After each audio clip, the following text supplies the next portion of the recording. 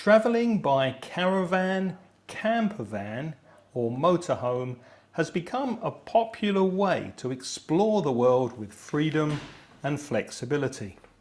In today's podcast, we'll look at the differences between these vehicles. We'll look at some useful vocabulary, speak about some common expressions and share some fun facts about life on the road. We'll also discuss why so many people are choosing this lifestyle and what challenges come along with it. Welcome to Aprender Inglés with Reza and Craig. Hello and welcome to the podcast, especially if you're a new listener. My name's Craig. And my name's Reza.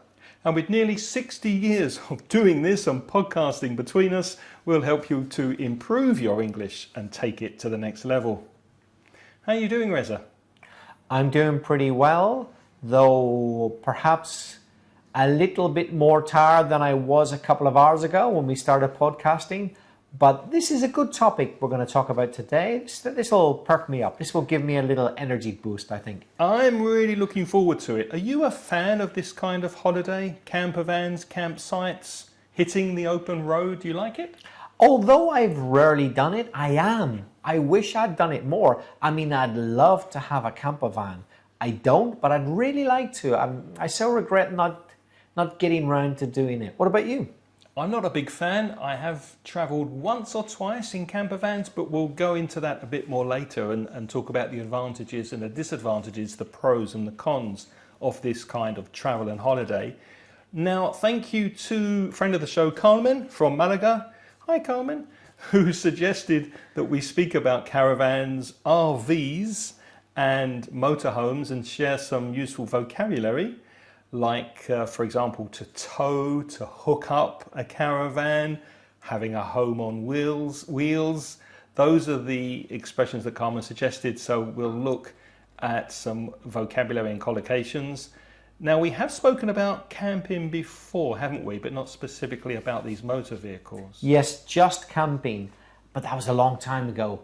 That was way back in episode 176. This is episode 628. That was a long time ago. So we've put a link in the show notes if you're interested. It's very easy to find. Just click on it or write inglespodcast.com/ and then the number of the episode 176, and you'll find information about camping in general. Right. So let's start by looking at some vocabulary, some collocations, and let's break down these different types of vehicles. When I say break down, I don't mean that the vehicles stop working.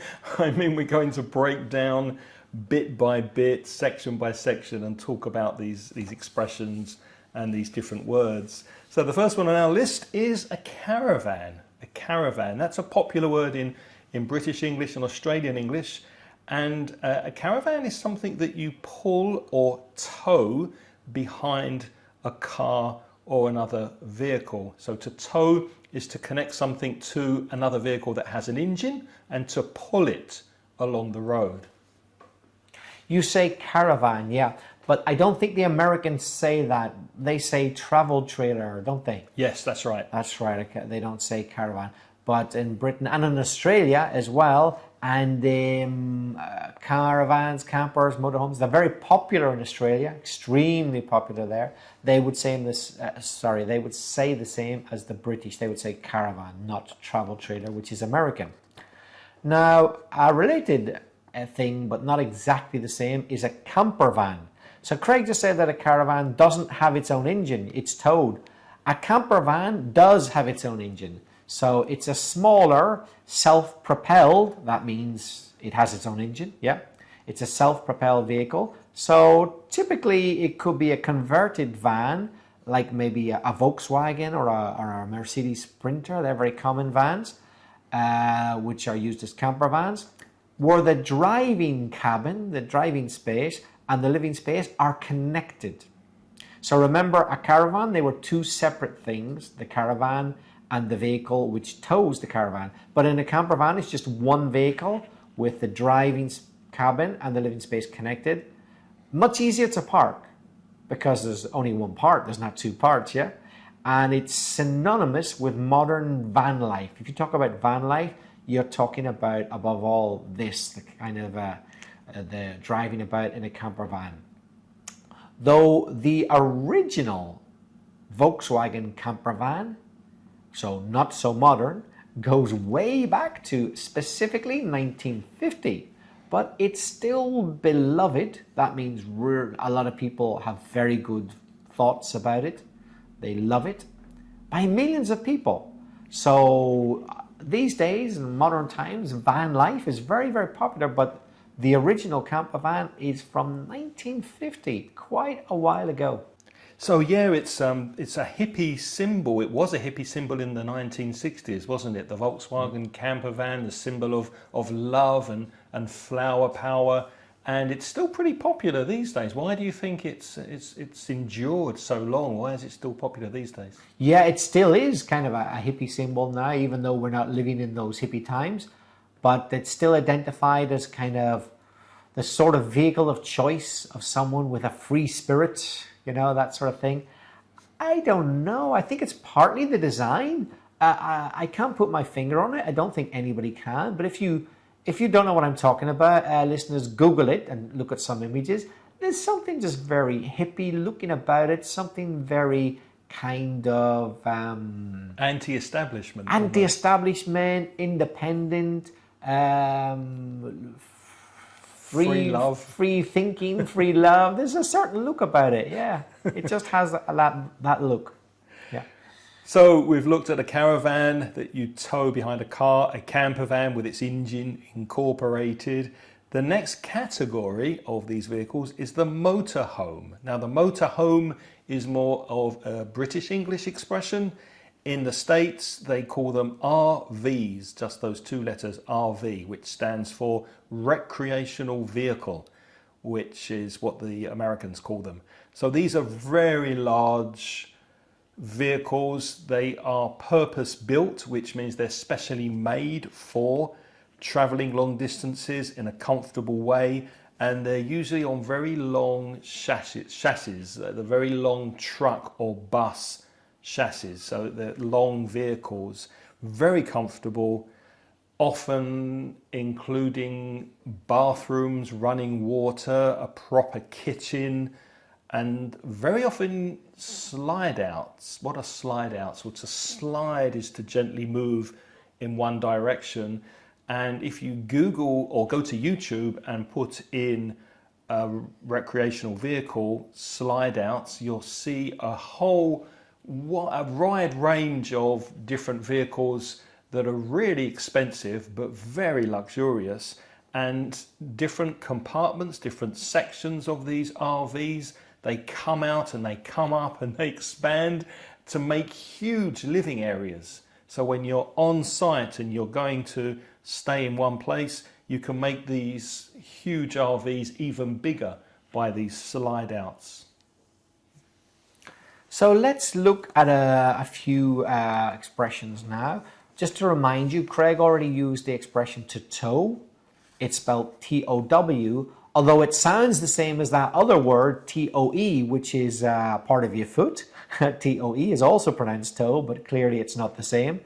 But T-O-W, tow, is when one vehicle is attached to another to move it along. So as we said earlier, you need a car or other vehicle to tow a caravan or a travel trailer. And when you connect your caravan to your car or vehicle, the phrasal verb is to hook up. To hook up means to connect. So hook up your caravan or your trailer to your car. And the opposite is not to unhook, strangely, it's unhitch, U-N-H-I-T-C-H, which means to disconnect what you're towing from your vehicle. And you need to connect or hook up your brake lights so that when you press the brake in your car, you also see the brakes at the back of your caravan so that no one hits you in the back. Remember, you can see all of these words in the show notes to this episode. Go to inglespodcast.com/628 and you'll see a list of these words. And a hookup point is a place specifically designed for camper vans, caravans, etc. And it's a place where there will be electricity and water supplies which are designed to be used by people in these vehicles, the campervans, caravans, motorhomes. So that's a hookup point. But of course, Craig, there's another more modern meaning of a hookup. What other meaning could a hookup have? You could have a romantic hookup, a connection with a person who you would like to have a romantic connection with. Or you could say to someone without a sexual intention, hey, let's hook up for dinner, which means let's connect, let's go and do something together. So it could have a romantic connotation meaning, or it could just be you're going to hook up with a friend for dinner. Right. Connect.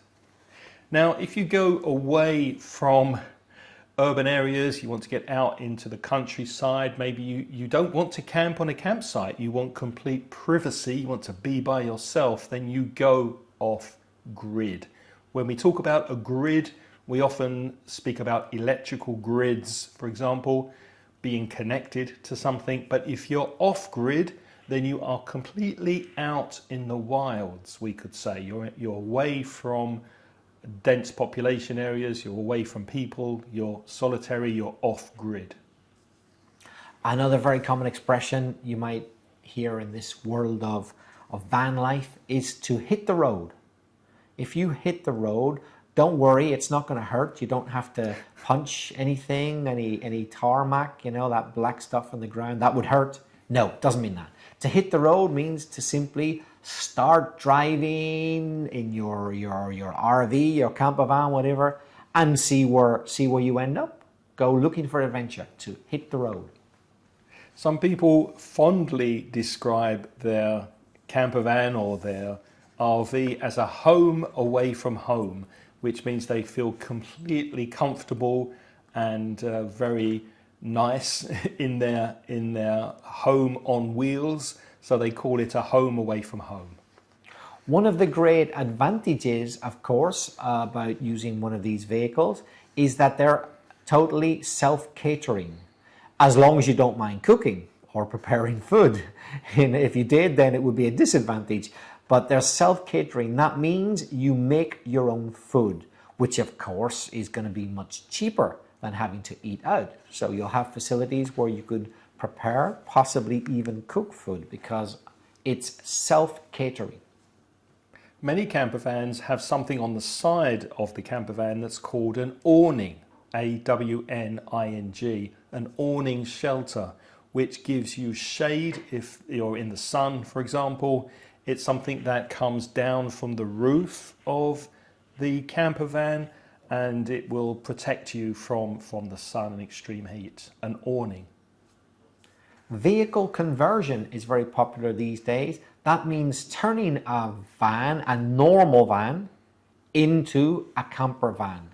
That can be, for some people, much cheaper than directly buying a camper van, because a camper van requires a lot of work to make, and there's a lot of specifications. But if you're prepared to convert your own, then a bit of vehicle conversion might save you a lot of money. There are many YouTube videos about this. I don't know if you've seen any, but I went down a rabbit hole on YouTube once for hours. To go down a rabbit hole means to get very focused and to lose track of time, because you were looking at so many different videos about van conversions. And it's amazing what people do with just ordinary vans, the way they put kitchens in and wardrobe space and places to sleep and store things. It really is like a niche on YouTube that you could spend hours looking at. And the reason that they do all this is because of their love of the great outdoors.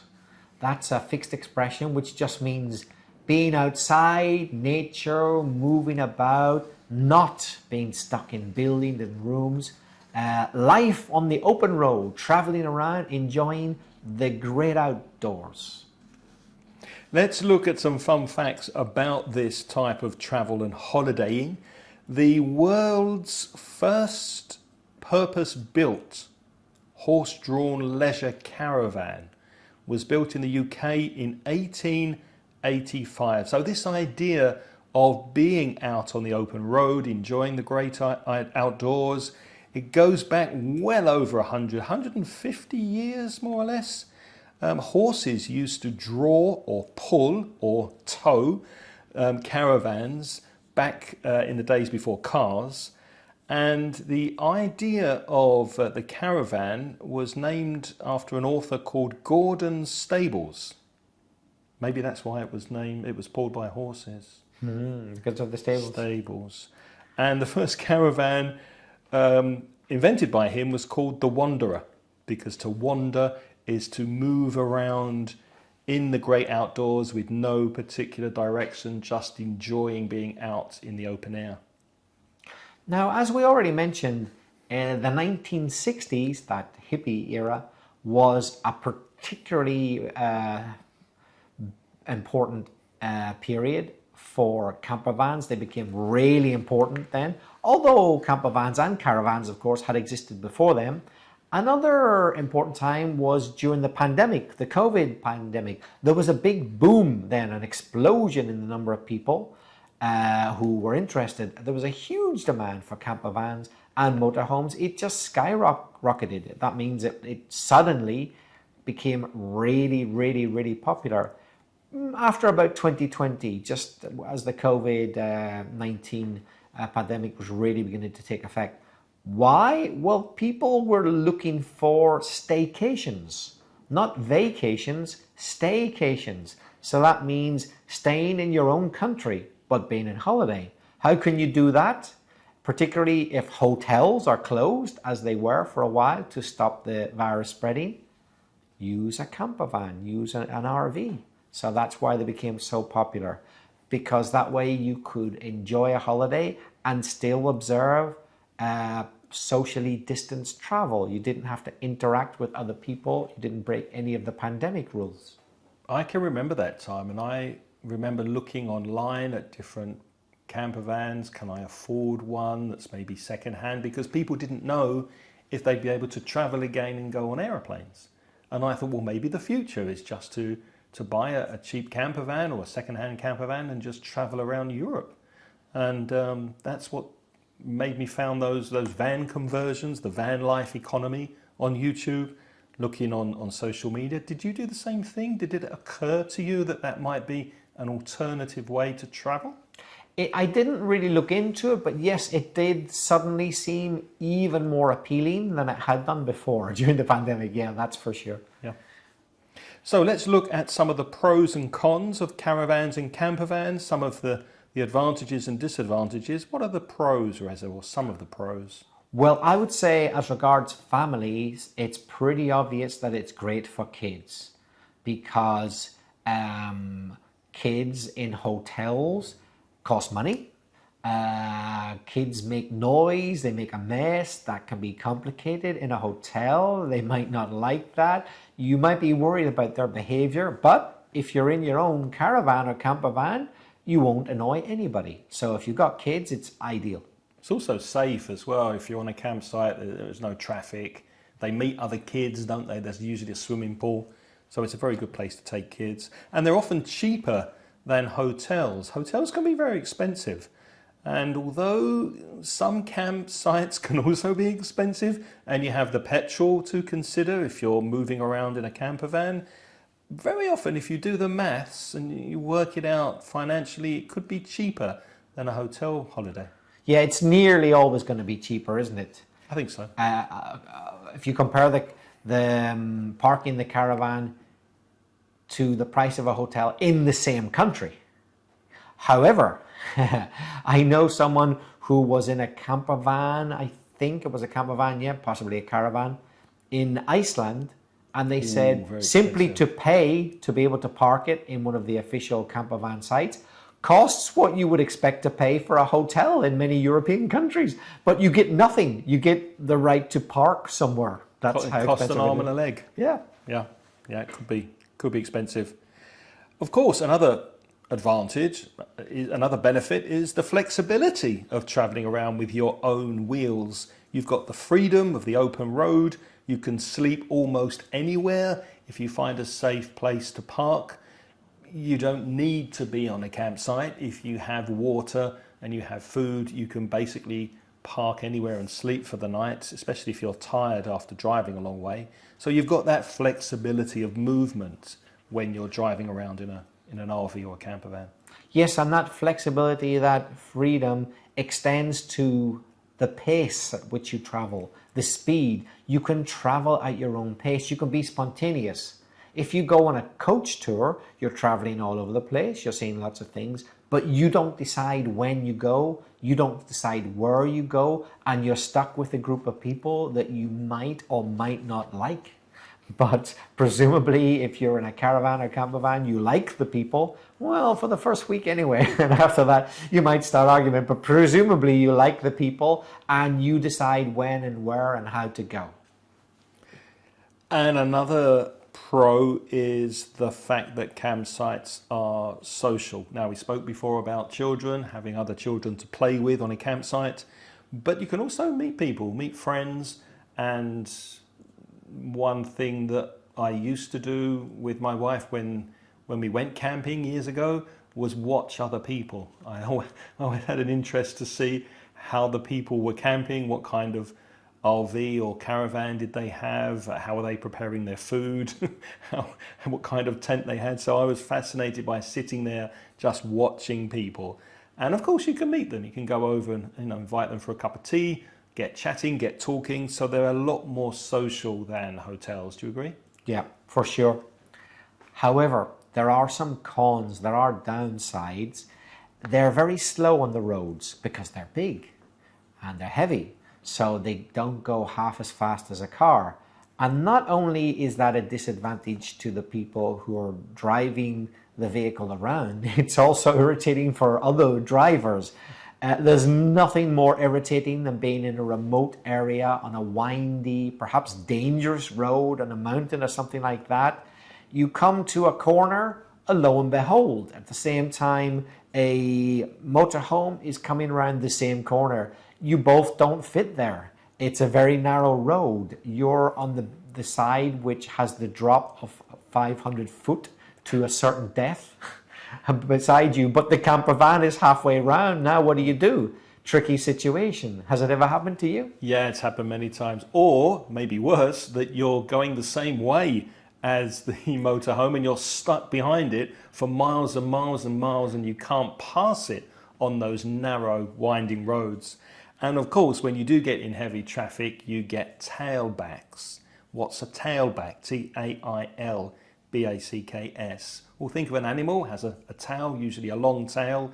So imagine a traffic jam that's moving very, very slowly. So the traffic backs up. You're going very, very slowly, maybe 5 kilometers an hour. That's a tailback, mainly caused during holiday season by caravans and motorhomes.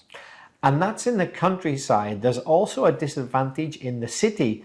They're large and cumbersome. This word cumbersome means difficult to move around, not very practical in the city. Yes, they're very practical in the countryside, except in those windy, narrow roads. But apart from that, they're great. But in the city, how are you going to park it? The cities often have very narrow lanes. That means cars are right beside each other when they're driving in the same direction. There's not a lot of space. And also for parking, there just aren't many spaces big enough to park your RV. Which is why sometimes on the roads you see caravans and campervans, and on the back, attached to the back, you see a couple of bicycles or even motorbikes. And I tell you what I saw a few weeks ago here in Valencia. On the way down the coast to visit my sister on the motorway, there was an SUV, a sports utility vehicle, a big powerful car, towing a caravan, and behind the caravan it was towing another trailer with a smart car on top. Wow. So is that legal? Huge vehicle. Is that legal? Well, I saw it. Yeah, I'm sure you did, but I wonder if that's legal. Actually, I might be making a mistake there. It might have been a motorhome. I think it was a big motorhome with a trailer on the back pulling a smart car, a very small car on another trailer. So it was only towing one thing, to be fair. Okay. So yeah, I think that's legal. But yeah, the idea is you park up in the campsite. You don't want to take your huge motorhome into the city. So you jump in your small car and off you go to the city centre. Yeah, that's true. That's one solution. Yeah. Also, we said that some of them, particularly in America, some of the RVs can be really big. Okay, yeah, they can be really big, but still your space is limited. It's not going to be as big as a house, you know. So if you're going to be all summer in a place, it's not going to be as big as a house or most hotel rooms, you know. So yeah, they can be big, but after a few days or weeks, you would notice that space is limited, I think. Quite cramped. Yeah.